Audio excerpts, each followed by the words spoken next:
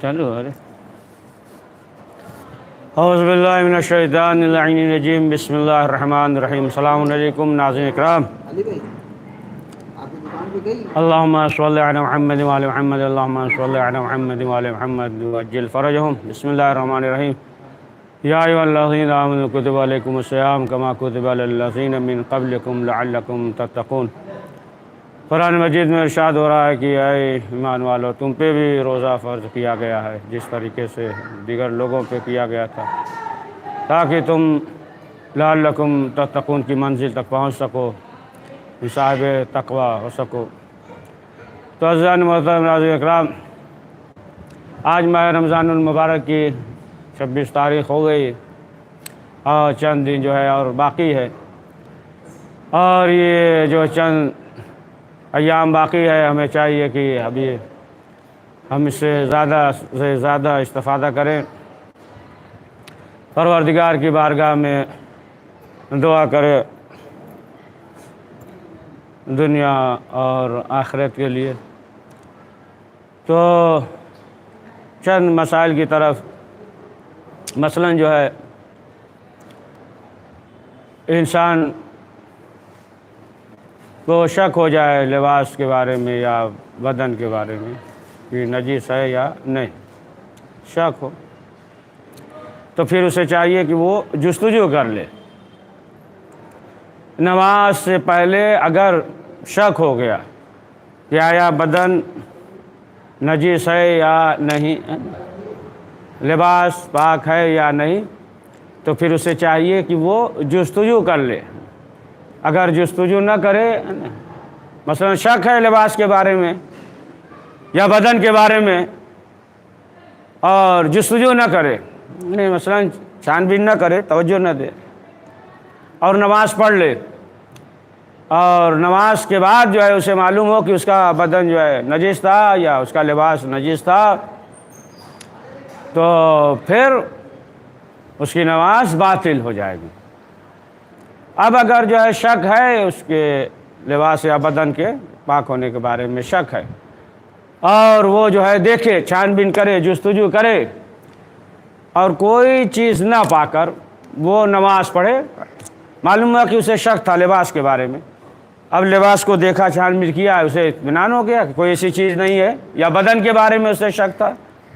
تو اب نماز سے پہلے جو ہے اس نے دیکھا، چھان بین کیا، معلوم ہوا کہ کوئی ایسی چیز نہیں ہے، اور نماز پڑھ لے،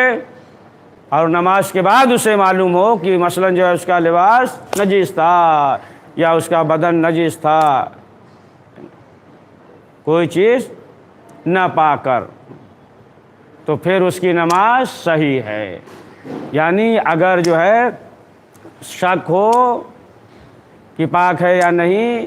اور جستجو کرے، کوئی چیز نہ پا کر نماز پڑھ لے، نماز کے بعد اسے معلوم ہو کہ مثلا اس کا بدن نجس تھا یا لباس نجس تھا، تو جو نماز پڑھ چکا ہے وہ صحیح ہے۔ لیکن اگر شک ہو اور جستجو نہ کرے، نماز پڑھ لے، نماز کے بعد معلوم ہو کہ مثلا اس کا بدن یا لباس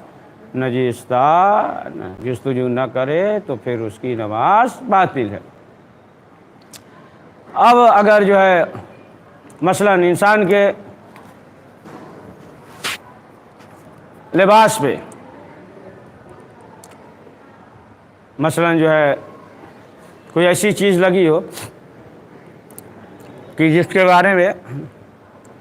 یہ تو معلوم ہے کہ مثلا جو ہے یہ چیز نجس ہے، یہ خون ہے، فلاں چیز نجس ہے، فلاں چیز پاک ہے، یہ سب جو ہے جانتا ہے، لیکن جو ہے اس کے لباس پہ جو ہے مثلا خون لگ گیا ہو، اب خون لگے، اب اسے شک ہے کہ آیا یہ خون جو ہے نجس خون میں سے ہے کیا، مثلا جو ہے مچھر کا خون ہے، اگر یہ اسے شک ہو تو پھر جو ہے اگرچہ مثلا جو ہے تحقیق وغیرہ کر بھی سکتا ہو، تو ضروری نہیں ہے کہ وہ چھان بین کرے، اس کی نماز جو ہے صحیح ہے، اس کی نماز صحیح ہے۔ یعنی معلوم ہے کہ یہ چیز پاک ہے، یہ چیز نجس ہے نا، اب دیکھا کہ خون لگا ہوا ہے لیکن معلوم نہیں ہے کس کا ہے نا، اب شک ہے کہ آیا مچھر کا ہے یا انسان کا ہے، شک ہے، تو پھر اس میں کوئی حرج نہیں ہے. یعنی یہ چیز نجس ہے، یہ چیز پاک ہے، مثلا جو ہے آیا چوہے کی مگنی جو ہے نجس ہے یا پاک ہے، نہیں معلوم، تو اب جو ہے اسے چاہیے کہ وہ جو ہے معلوم کرے. یعنی مسئلہ نہ جانتا ہو تو وہ جو ہے مسئلہ معلوم کرے، دریافت کرے، یا مثلا جو ہے جو کتاب وغیرہ ہے، جو حجت ہے کتاب وغیرہ، تو اس سے جو ہے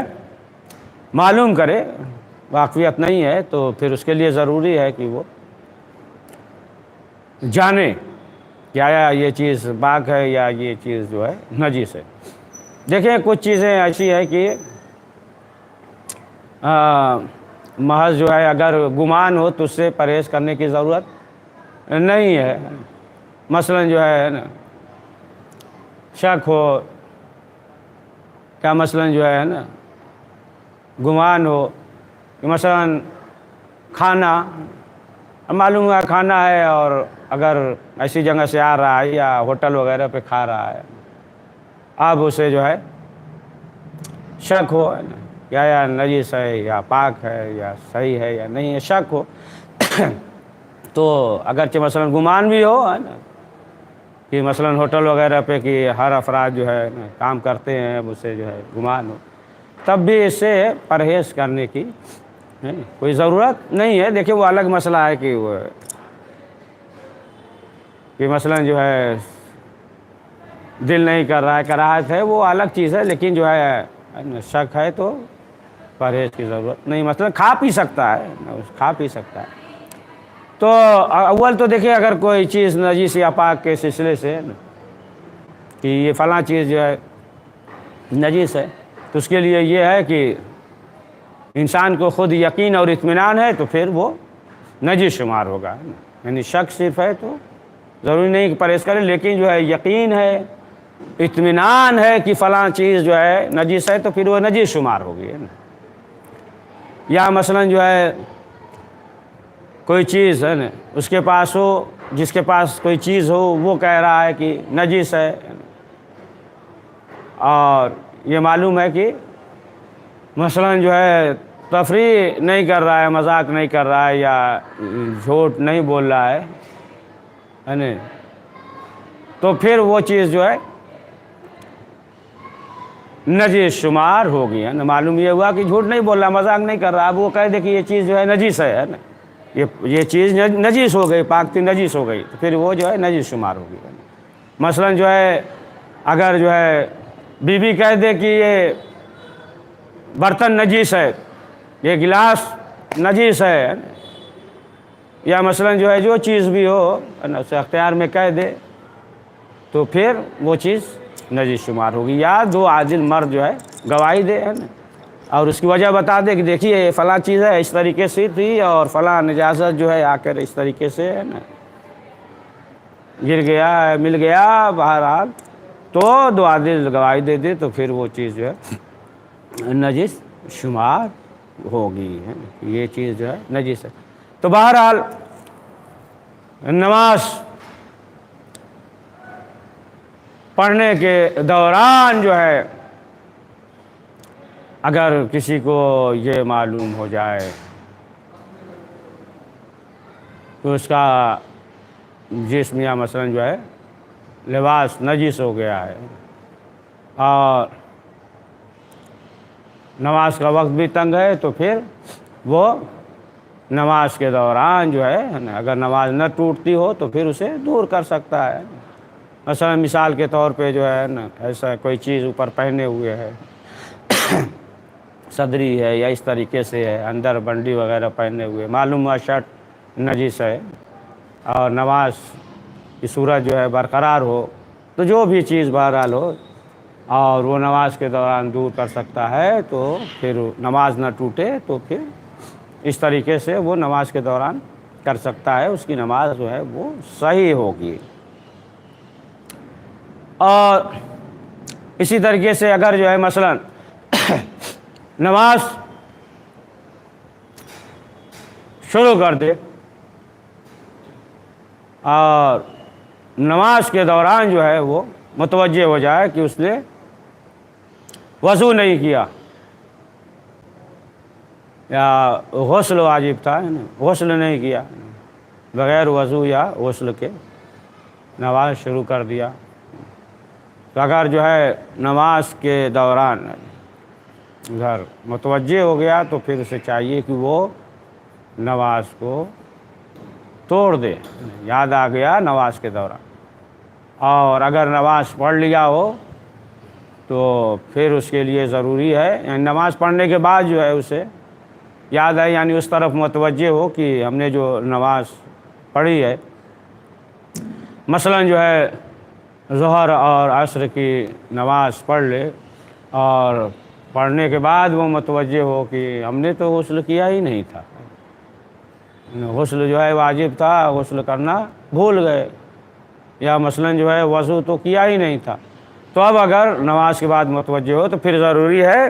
کہ وہ وضو یا غسل کے ساتھ دوبارہ نماز پڑھے، اور اگر نماز کا وقت گزر گیا ہو تو پھر اس نماز کی قضا کرے گا، اور اگر شک ہو، اگر جو ہے مثلا نماز سے پہلے شک ہو کہ وضو کیا یا نہیں، تو پھر وہ اسے چاہیے کہ وہ جو ہے وضو کرے، نماز کے دوران اگر شک ہو تبھی اسے چاہیے نماز توڑ دے، اور نماز کے بعد ہو تو جو نماز پڑھ چکا ہے وہ صحیح ہے، لیکن دوسری نمازوں کے لیے وضو کرنا ضروری ہے اگر جو ہے یہ کیفیت پیدا ہو جائے۔ تو بہرحال آئیے کچھ جو ہے دوسری طرف جو ہے کچھ گفتگو ہو جائے کہ آپ برابر سنتے رہتے ہیں کہ روزہ افطار کرانا بہت زیادہ ثواب ہے، یہاں تک کہ جب رسول اسلام نے فرمایا کہ برادر مومن کو افطار کرانا بہت زیادہ ثواب ہے، عظیم ثواب ہے، تو جو غریب تھے انہوں نے کہا کہ اے اللہ کے رسول، یہ جو ثروت مند ہیں، دولت مند ہیں، انہیں تو ثواب ملے گا لیکن ہم غریب ہیں، تو پھر ہمارے لیے کیا؟ تو رسول اسلام نے فرمایا اگرچہ ایک کھجوری کیوں نہ ہو، اگرچہ مثلا جو ہے ایک گلاس پانی ہی کیوں نہ ہو۔ تو دیکھیں مہمان کی جو ہے بہت فضیلت ہے، یہاں تک روایت میں ہے معصومین علیہ السلام نے فرمایا کہ جب مہمان آتا ہے تو رحمت لے کر آتا ہے، رزق لے کر آتا ہے، اور جب جاتا ہے تو پھر جو ہے میزبان کے گناہوں کو لے کر، یعنی اس کے گناہ جو ہے معاف کر دیے جاتے ہیں۔ تو معصومین علیہ السلام نے فرمایا کہ دیکھو جب کسی کے گھر مہمان جاؤ اور صاحب خانہ میزبان جہاں کہے بیٹھنے کے لیے، جہاں تمہیں بٹھائے وہاں پہ بیٹھ جاؤ، اس لیے کہ اسے جو ہے بہتر معلوم ہے کہ کس طریقے سے ناموس کی عورتوں کی پردے کی حفاظت ہو سکتی ہے، اور فرمایا کہ جب تم مہمان بلاؤ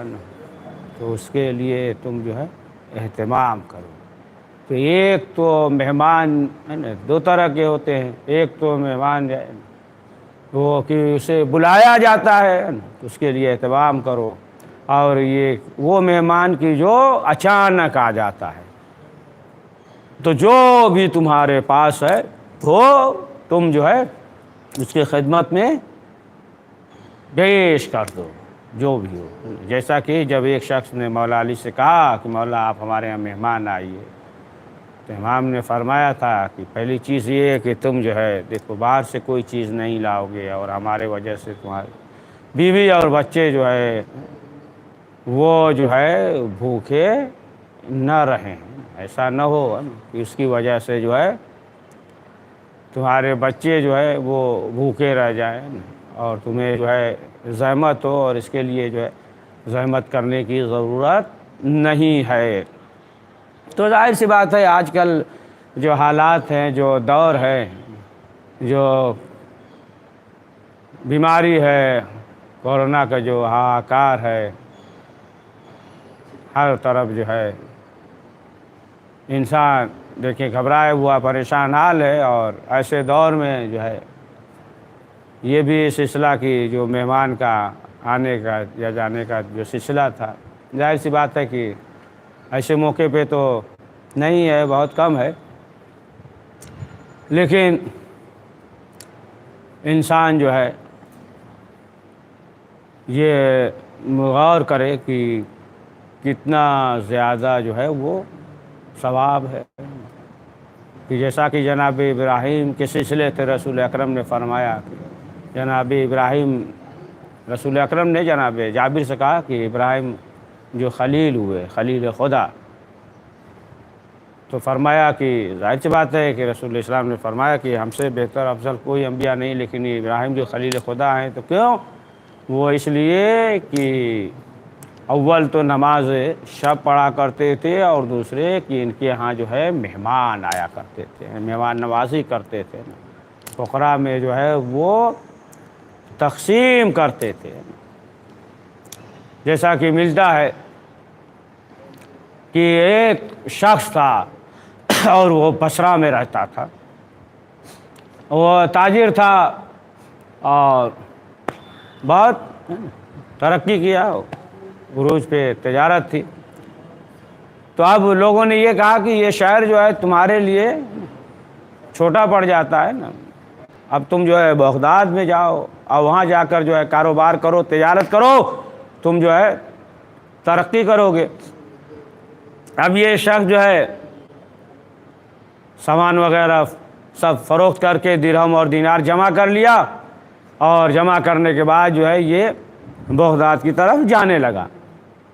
اب جب درہم اور دینار لے کر جانے لگا، ظاہر سی بات ہے کہ آج کا زمانہ تھا نہیں ہے نا کہ بینک میں ڈال دے وہاں نکال لیں، یہ سب تو تھا نہیں، سب ساتھ میں لے کر جا رہا تھا،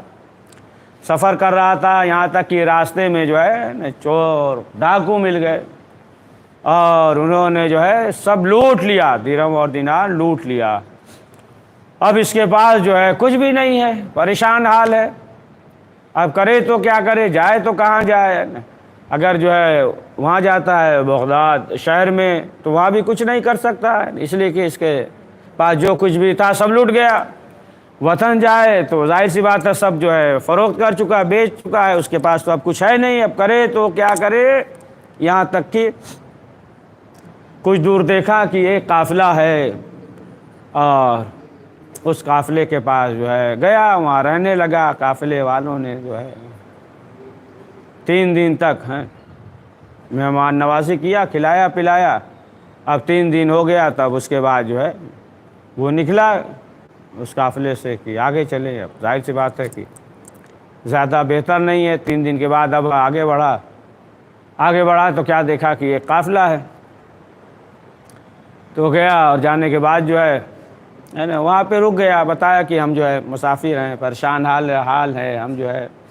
لٹ گئے ہیں، ہمارے پاس کچھ بھی نہیں ہے۔ تو بہرحال وہاں پہ رکا، اب جو ہے 3 دن تک جو ہے وہاں رہا۔ اب جو ہے 2-3 دن کے بعد جو ہے اب اس نے یہ سوچا کہ اب نکلیں، اب آگے بڑھیں۔ 3 دن تک جو ہے انہوں نے کھلایا۔ اب جب جانے لگا تو قافلے والوں نے پوچھا کہ کیوں جا رہے ہو؟ تو کہا کہ ہم تو 3 دن رکے تھے، 3 دن آپ کے یہاں مہمان تھے، اور ظاہر سی بات ہے کہ ہم جو ہے بوجھ نہیں بننا چاہتے، آپ کو پریشانی اور دشواری ہوگی۔ تو لوگوں نے کہا کہ نہیں، کوئی ایسا مسئلہ نہیں ہے، دیکھو ہم سب جو ہے کوئی ایسا نہیں ہے کہ ایک آدمی جو ہے نا وہ بوجھ اٹھا رہے ہیں، ہم سب آپس میں جو ہے نا مل کر پیسہ جمع کرتے ہیں، اور وہ پیسہ جو ہے اپنے سردار کو دے دیتے ہیں، اور اس کی وجہ سے جو قافلے میں جو بھی مہمان آ جائے اسے کھلاتے ہیں، لہٰذا کسی ایک پہ بوجھ نہیں ہے، اور تم جو ہے ہمارے ساتھ رہو، اور تم جو ہے کھاؤ پیو، ہے نا، پریشان حال ہو، مسافر ہو، تمہارے پاس جو ہے کچھ اس وقت ہے نہیں۔ تو بہرحال وہ رک گیا۔ اب جو ہے چند روز کے بعد ایام اذا قریب آیا ماہ محرم، تو اب جو ہے قافلے والے آمادہ ہوئے کہ چلا جائے۔ اب جو ہے نجف چلتے ہیں، اور وہاں پہ مولا کائنات کو ان کے فرزند کا پرسہ دیں گے، تعزیت پیش کریں گے، اور پھر اس کے بعد جو ہے کربلا جائیں گے زیارت کریں گے۔ تو اب جب جانے لگے تو اس نے یہ سوچا کہ اب جو ہے رخصت ہو جائیں، تو قافلے والوں نے کہا نہیں، تو ہمارے ساتھ ساتھ رہو۔ تو بہرحال وہ شخص جو ہے ساتھ ساتھ رہنے لگا، مسلمان تھا نہیں، رہنے لگا۔ اب ساتھ رہنے لگا تو یہاں تک کہ لوگ کربلا پہنچے، اور پہنچنے کے بعد جو ہے زیارت کی، اور پھر وہاں سے زیارت سے فارغ ہوئے، پھر اس کے بعد جو ہے نجف سے کربلا آئے۔ اب جب کربلا پہنچے تو لوگوں نے یہ کہا کہ ظاہر سی بات ہے یہ مسلمان ہے نہیں، یہ جو ہے عیسائی ہے، نصرانی ہے، مسلمان ہے نہیں۔ لہٰذا اس سے یہ کہا کہ دیکھو حرم کے باہر ہم اپنا سامان رکھ رہے ہیں، جو گٹھری وغیرہ تھی، کہا یہ سب ہم یہاں رکھ رہے ہیں، اور یہ جو ہے اپنا نالین چپل وغیرہ ہے نا سب یہاں پہ رکھ رہے ہیں، اور تم جو ہے یہیں بیٹھ جاؤ اور تم جو ہے حفاظت کرو، اور ہم جو ہے اندر جا رہے ہیں۔ تو اسے جو ہے حرم کے باہر بٹھا دیا نا کہ یہ مسلمان نہیں ہے، بیٹھ جاؤ تم یہیں جو ہے تمام چیزوں کی حفاظت کرو۔ اور تمام قافلے والے اندر حرم کے اندر گئے، اور جانے کے بعد جو ہے شب عاشور پوری رات جو ہے گریا کرتے رہے، زیارت کرتے رہے۔ اب جو ہے ادھر یہ شخص سامان کی نگرانی کر رہا تھا کہ تھوڑی دیر کے بعد جو ہے آنکھ لگ گئی، آنکھ لگی تو اس نے کیا دیکھا کہ امام حسین علیہ السلام جو ہے دو افراد کو بھیجے کہ ایک ہاتھ میں قلم اور کاغذ لیے ہوئے، اور انہوں نے یہ کہا کہ جاؤ جتنے بھی ہمارے مہمان ہیں، جتنے بھی زائرین آئے ہیں، سب کا جو ہے نام لکھو۔ تو کہتا ہے کہ ہم نے خواب میں دیکھا کہ وہ دو افراد جو ہے ہر ایک کا نام لکھ رہے تھے، سب کا نام لکھا۔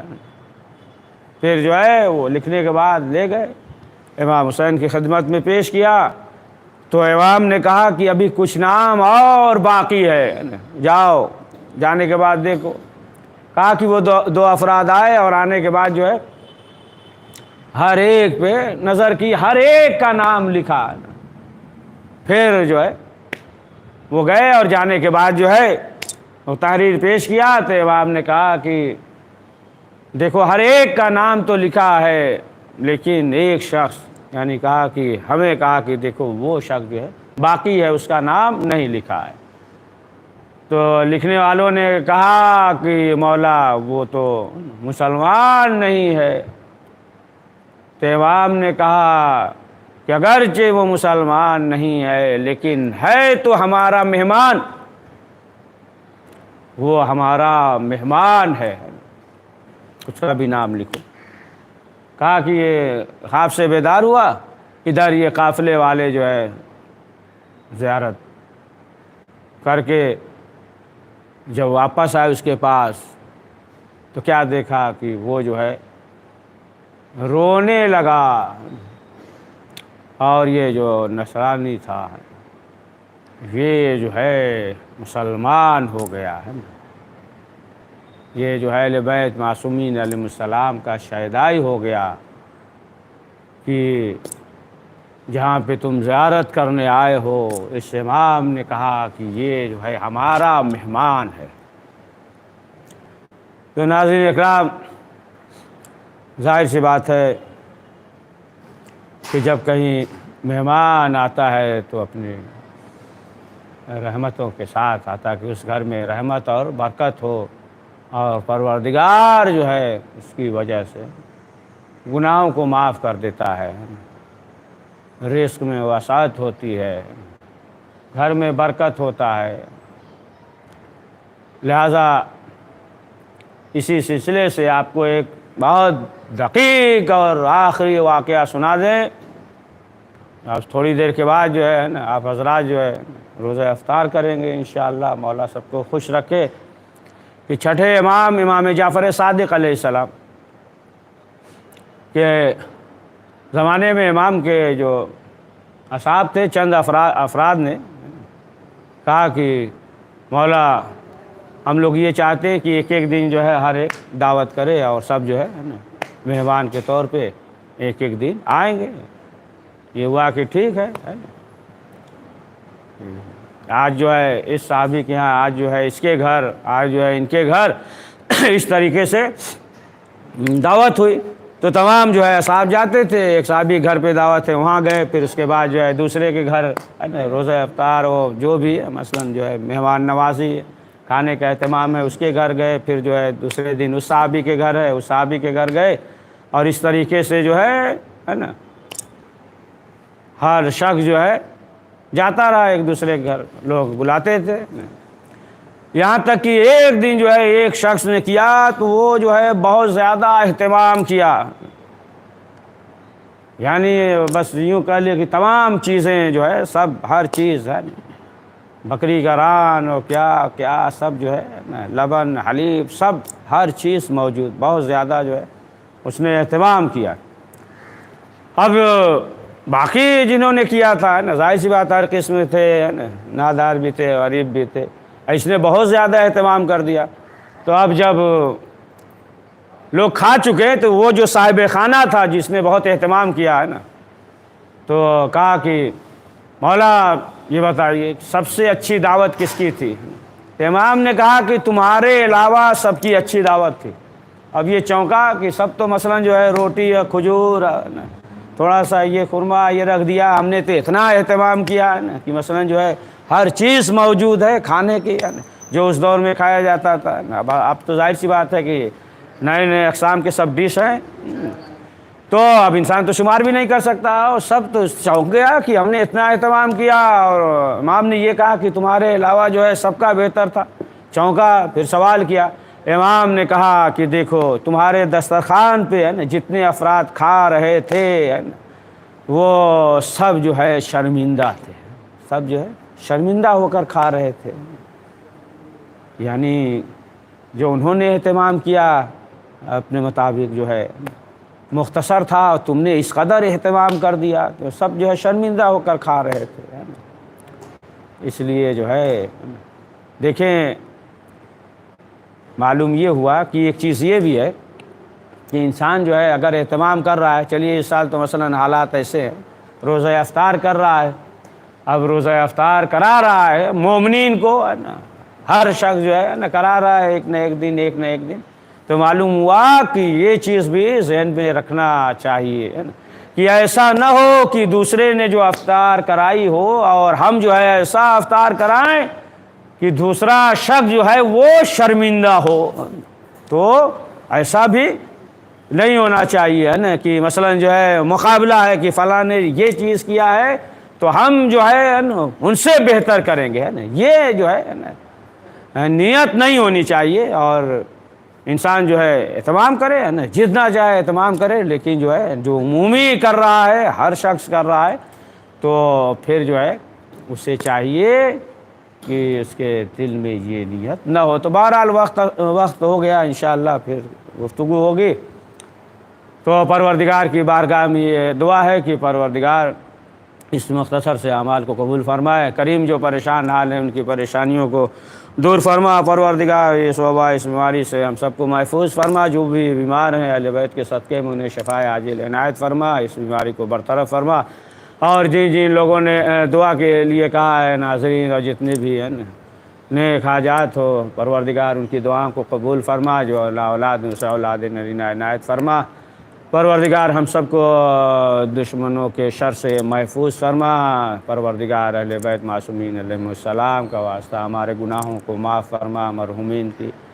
مغفرت فرما، کریم جنت البقیع کے تعمیر اسباب مہیا فرما، پروردگار ہمارے مقامات مقدسہ کے تحفظ فرما، کریم ہمارے دینی مدارس کے تحفظ فرما، پروردگار پرچم اسلام کو سر بلند فرما، پرچم کفر کو سر نگوں فرما، کریم حضرت کے ظہور میں تعجیل فرما، ہمیں ان کے اعوان و انصار میں شمار فرما۔ بسم اللہ الرحمن الرحیم، اللہم کل ولیک الحجت من الحسن صلواتک علیہ وعلی آبائی فی عاض ساعت فی کل ساعہ ولیا وحافظا وقائدا وناصرا ودليلا وعين حتى تسكنه وارزقته وتمتعه فيها طويلا. اللهم صل على محمد وعلى محمد وعجل فرجهم. ربنا تقبل منا إنك أنت السميع العليم.